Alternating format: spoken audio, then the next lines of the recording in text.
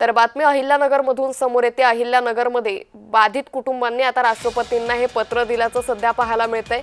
8 दिवसात घरं रिकामी करा असं यावेळी या कुटुंबांना नोटीस बजावण्यात आली आहे। पाटबंधारे विभागानं 90 कुटुंबांना ही नोटीस बजावलेली आहे।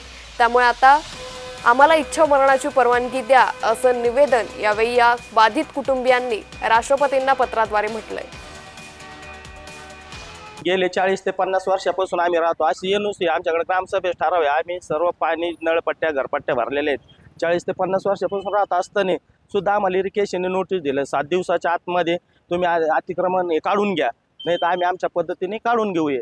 पण आम्ही बेघर होऊ। इथं आमचे 40 ते 50 घर आहेत, तिथे जवळ 80 घर आहेत, ते सगळे बेघर होतील। कोणाचे पक्के घर आहे, कोणाचे पत्र्यांचे घर आहे, सर्व गरीब लोक राहतात त्या ठिकाणी। आणि एकीकडे शासन निर्णय सांगतंय की अतिक्रमण न्यामकुल करा। 2024चा जी आहे शासनाचा, आता नवीन 2024-25चा